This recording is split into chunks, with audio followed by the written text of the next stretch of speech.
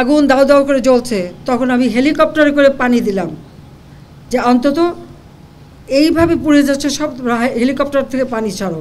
কারণ আমরা এরকম অগ্নি নিবারণের জন্য অনেক জায়গায়, এবং যে সমস্ত বিল্ডিংয়ে আগুন দিয়েছিল, অনেকে ছাদে যে হাহাকার করছিল, আমরা হেলিকপ্টার দিয়ে তাদেরকে উদ্ধার করেছি। সেই নারায়ণগঞ্জে কাঁচপুর থেকে নিয়ে শুরু করে বিভিন্ন জায়গায় হেলিকপ্টার দিয়ে দিয়ে কিন্তু আমরা মানুষকে উদ্ধার করে তাদের যান বাঁচিয়েছি। এই টেলিভিশনে যে ধ্বংসযজ্ঞ আমি দেখলাম, এটা কারোর পক্ষে সহ্য কর না। আমরা অনেক রক্ত দিয়ে স্বাধীনতা নিচ্ছি, দেশটাকে গড়ে তুলব। এই দেশের মানুষ বিশ্বের দরবারে মাথা উঁচু করে চলবে। হাইকোর্টের শুনানি 7 আগস্ট ছিল, সেটাকে আমরা 21, আমি নিজে আইনমন্ত্রী, আমাদের অ্যাটর্নি জেনারেল সকলের সঙ্গে বসে আমরা অনুরোধ করলাম উচ্চ আদালতে, যেটাকে সামনে এগিয়ে নিয়ে আসা যায় কিনা। আনা হলো 21শে জুলাই, সেখানে বসালো। এই ছাত্রদেরও বলা হলো যে তোমরা ওর সঙ্গে যুক্ত হও, তোমরা আপিল করো। আমি তো আপিল করেছি, তোমরা আপিল করো। তারা কিন্তু যুক্ত হলো, কিন্তু তারা আন্দোলন থামালো না। তারপরে যখন রায় হয়ে গেল, তাতেও তারা উঠবে না। কেন? প্রজ্ঞাপন জারি করতে হবে। রাষ্ট্রপতিকে 24 ঘন্টার আলটিমেটাম, এখানে আলটিমেটাম, ওখানে আলটিমেটাম দেওয়া শুরু হলো। এটা কোন ধরনের কথা? একটা মানলে আরেকটা, আরেকটা মানলে আরেকটা। 1 দফা কোটা সংস্কার, তার থেকে চলে গেল 3 দফা, তারপরে 6 দফা, তারপরে 8 দফা, তারপরে আবার 4 দফা। যখনই যেটা চাচ্ছে যেই দিয়ে দিয়েছে, তখন আরও একটা দফা। এই করতে করতে যখন প্রজ্ঞাপন, আইনমন্ত্রী বলেন এটা তো সময় লাগে। তারপর আইনমন্ত্রী কিন্তু বলে দিলেন যে আমি মঙ্গলবারে প্রজ্ঞাপন করে দেবো।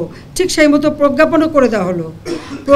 প্রজ্ঞাপন যখন পেয়ে গেল, তারা যা চেয়েছিল তার থেকে বেশি, তাদের 90% ছিল, 93%। আর মুক্তিযোদ্ধা ছেলে সন্তান লেখা হলো। তো মুক্তিযোদ্ধা সন্তানদের তো এখন আর ওই বয়স নাই যে 30 বছরের কেউ না, যে তারা এখন চাকরি পাবে। তার মানে ওই যে 5% সেটাও তারা পেয়ে গেল, তাতেও তারা তৃপ্ত না। তখন আবার আসলো সে 8 দফা থেকে 4 দফা আনতে হবে। এটা কি যে বাধ্য হলাম আমরা, যখন চারিদিকে এভাবে আগুন, এই টেলিভিশনে যখন আগুন লাগলো, এখানে হাজার হাজার লোকের টেলিভিশন আক্রমণ করছে। ফায়ার ব্রিগেড আসলো, ফায়ার ব্রিগেড গাড়ি জ্বালালো, ফায়ার ব্রিগেড ঢুকতে দেবে না, পুলিশ কাউকে ঢুকতে দেবে না, তাদের উপরে হামলা হলো।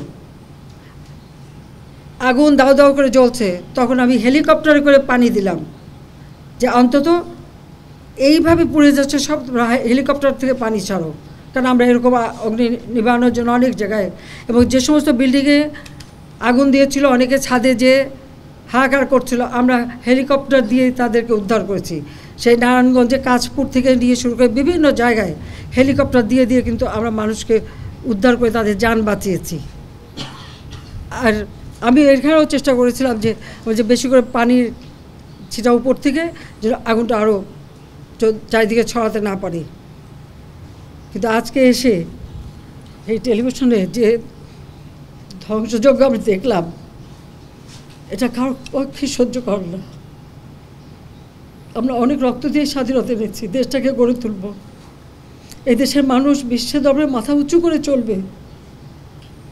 আর আজকে সেখানে কি হলো? আজকে সেই সম্মানটা ধুলায় মিটিয়ে দিল নিজেরা, ক্ষতিকার হলো। আমি জানি না যারা এই সন্ত্রাসীর সঙ্গে জড়িত তাদের কিছু আসে যায় না, কিন্তু সাধারণ মানুষ, তাদের মান সম্মান কোথায় থাকবে?